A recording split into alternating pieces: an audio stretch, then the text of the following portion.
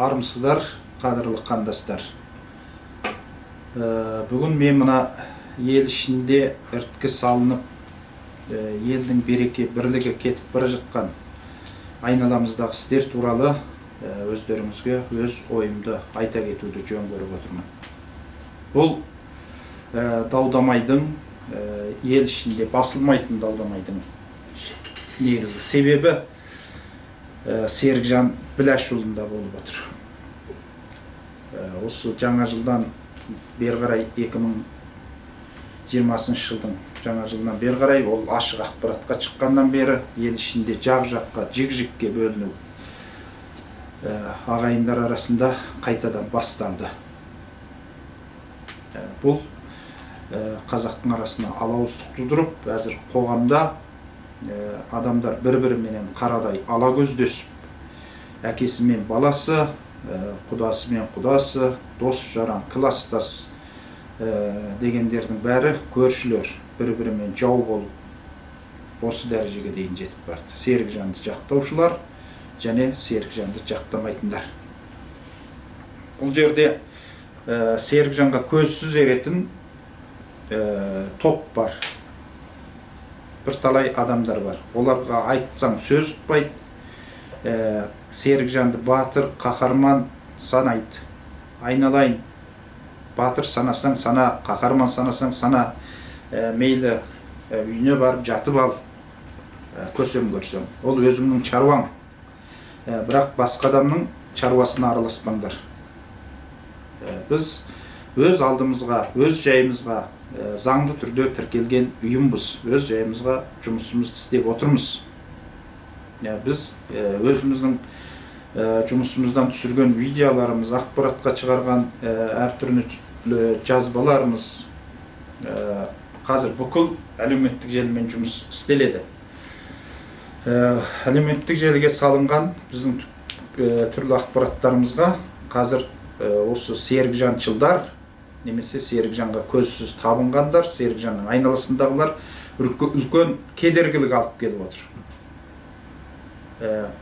Олар Серікжанды батыр, қаһарман санайды. Мейлі, ол батыр, қаһарман санайсың ба, не санайсың, ол өзіңнің шаруаң. Бірақ бұл біз үшін батыр емес, ешкім де емес, ештеңе де емес.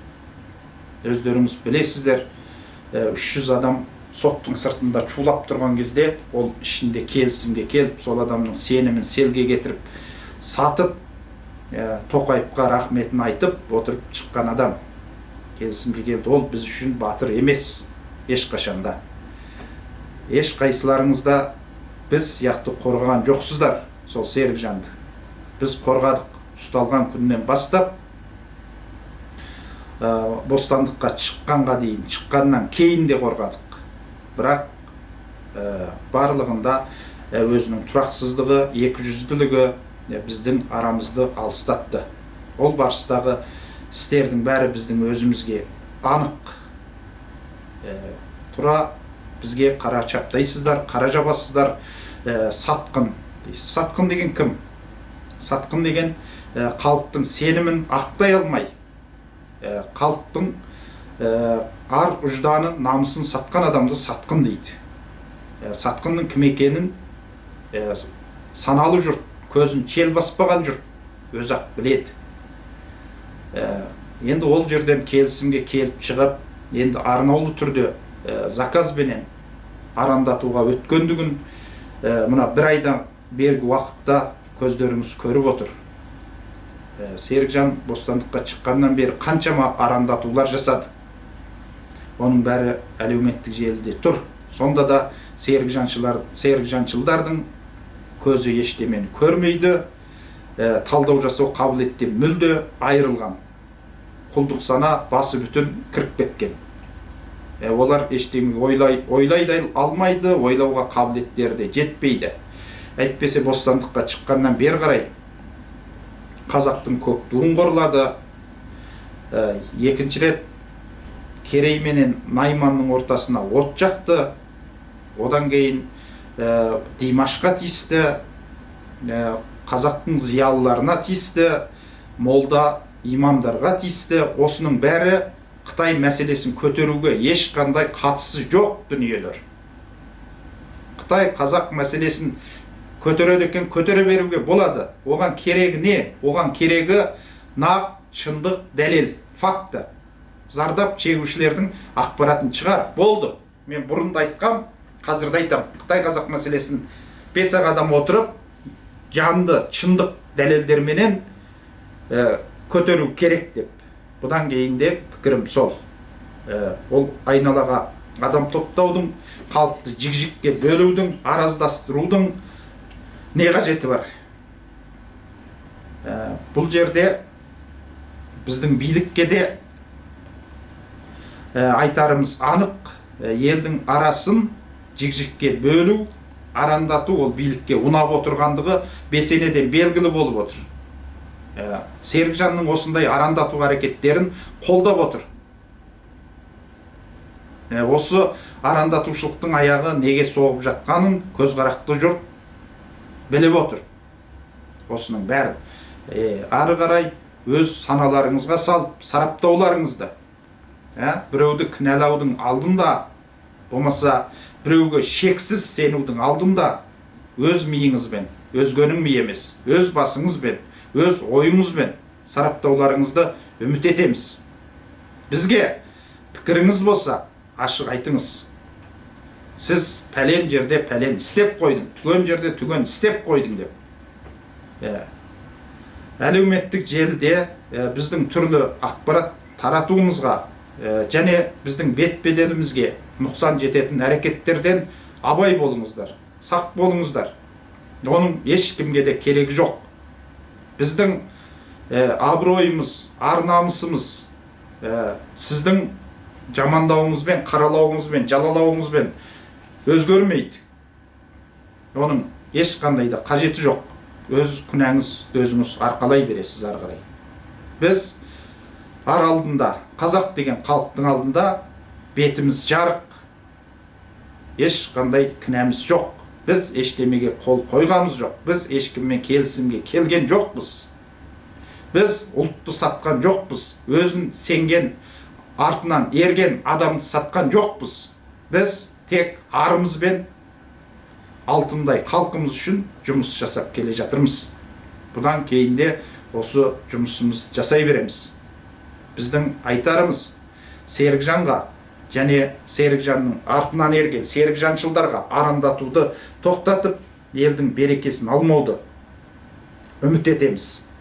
Қытайдан жақыннан бері көшіп келіп жатқан қандастарымыз арасында да осылар үрей тудырып, олардың тек қана Қытайда қызыл қырғын болып жатқан жоқ.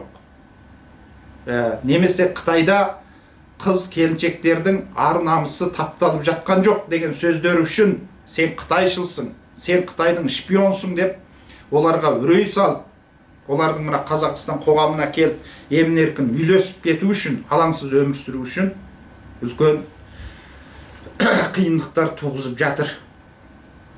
Осының барлығы кімге керек? Айналайын, осы көшті өлген дәрең осы қалпына келетін күнді көрдік қой. Туыстарымызды көретін күнге әрең жеттік қой. Енді осы күннің қадірін білейік. Сол келген туысымызды құшақ жая қарсы алайық. Оларға шабуыл жасағанның орнына біздің мақсатымыз сол туысты құтқару емес пе еді? Енді сол туыс көшіп келсе, сендерге неге сыймай қалды? Оларға неге тиісесіңдер? Осы адамшылыққа жата ма? Әрбір іс үшін, әрбір ауыз сөз үшін Алланың алдында жауап беретіндеріңді білмейсіңдер ма? Не болды сендерге осыншалық бір адамға табынатындай, осыншалық бір адамға табынып, сол үшін жақ-жақ болып кірісіп, ананы шпион, мынаны сатқын дейтін шпион ба, сатқын ба? Апар, ұлттық қауіпсіздік комитетіне бер, соттат. Болмаса көргеніңді пәлен жерде пәленнің сатқындығын көрдім, шпиондығын көрдім деп жарияла, ашық ақпаратқа шығар. Болмаса ел арасындағы мынандай лаңдарыңды тоқтатыңдар. Ең жақсысы. Менің айтпақшы болған ойым, еліміздің халқымыздың арасындағы бұрынғыдай береке өз қалпына келсе екен, бірін бірі қараламас екен, бірін бірі жалаламас екен, ел болып біз бұнда бөлінейік деп келген жоқпыз, бірігейік деп келгенбіз. Ел болайық деп келдік, өсейік деп келдік, өркендейік деп келдік. Қазақстан қоғамына кең жайған керегесіне бір уық боп шаншылайық деп келдік.